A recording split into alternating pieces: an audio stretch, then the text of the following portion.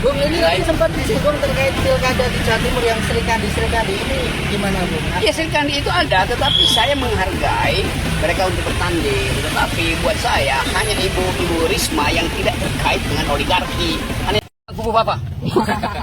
Pura-pura paham. Perihal apa, Bang, tentang kubu Papa ini? Tadi kita ngobrol, pertama karena dia Prab itu teman baik saya, udah lama dari tahun 80-an. Lalu kita bahas tentang apa yang bisa diucapkan di dalam politik hari ini supaya Jakarta itu tumbuh dalam peradaban demokrasi yang sesungguhnya.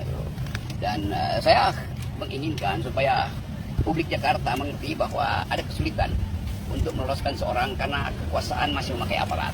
Jadi saya kasih semacam moral support supaya ya jalani aja kan proses ini kan semua orang ingin ada kompetisi yang fair, tapi kelihatannya nggak ada kompetisi fair.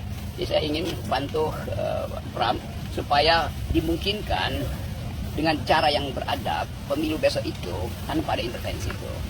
Kita mulai lihat bagaimana gerakan Mulyono itu membatalkan ide demokrasi. Demikian juga Pak Prabowo yang harus secara agak tergesa-gesa membuat surat dukungan terhadap Ridwan Kamil. Buat apa itu? Beliau adalah presiden. Jadi saya ingin Pak Prabowo nanti malam misalnya, Pak Prabowo tampillah di depan televisi, terangkan bahwa ada dinamika politik di negeri ini, kan ada pilkada, tetapi ajaklah rakyat supaya memilih berdasarkan hati nurani. Mungkin Pak Prabowo bisa bilang gini, saya Prabowo Subianto, kepala presiden, kepala negara, tahu bahwa ada gejolak di masyarakat, tapi saya ingin bangsa ini tumbuh dalam peradaban demokrasi yang fair.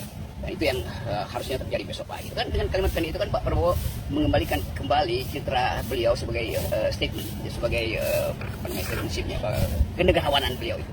Dan saya kira bisa dilakukan. Hanya itu yang memungkinkan orang percaya bahwa pilkada ini bisa dilaksanakan dengan cara yang beradab. Gitu. Bang Tun Maruki kesini sebagai dukungan atau seperti apa, Bang? Lu nggak bisa rumusin kalimat gue yang tadi ya. Sebagai kawan. Oke. Udah. Oke. Thank you. Oke. Oke bro. Thank you, Bang. Kekalahan Jokowi semakin dekat dan terlihat hari ini. Tepat tanggal 27 November 2024, pelaksanaan pilkada se-Indonesia akan berlangsung hari ini. Ya. Hari ini saya yakin bahwa Jokowi akan kalah, teman-teman. Kenapa? Semua calon yang didukungnya itu turun drastis elektabilitas dari surveinya. Ya, seperti yang dibangga-banggakan ya Ahmad Lutfi di Jawa Tengah. Bagaimana Ahmad Lutfi ini disalib ya elektabilitasnya oleh Andika Perkasa.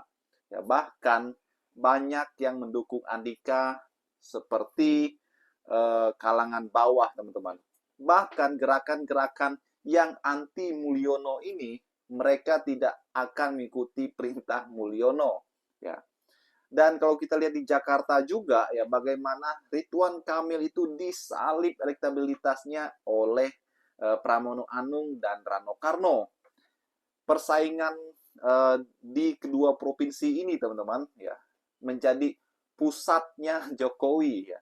Bagaimana Jokowi beberapa hari ini kemarin sibuk sekali bolak-balik Jawa Tengah, kemudian di Jakarta, ya. Karena kepanikannya takut calon yang didukung itu kalah.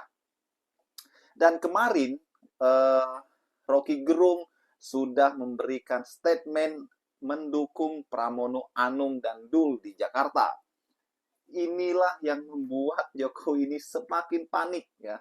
Bagaimana dukungan daripada Rocky Gerung ini mempengaruhi, teman-teman, ya.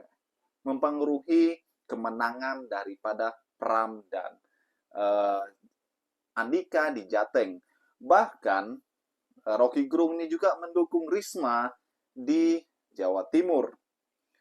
Inilah yang membuat Jokowi ini kemarin ya sana sini berkampanye turun gunung untuk memenangkan calon yang didukungnya yaitu Ahmad Lutfi di Jawa Tengah.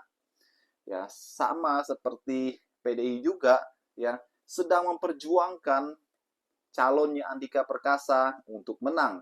Tapi mereka ini tidak memakai endorse artis ataupun presiden. Mereka bekerja senyap, mereka bekerja di bawah tanah, teman-teman. Sehingga tidak ada yang mengetahuinya.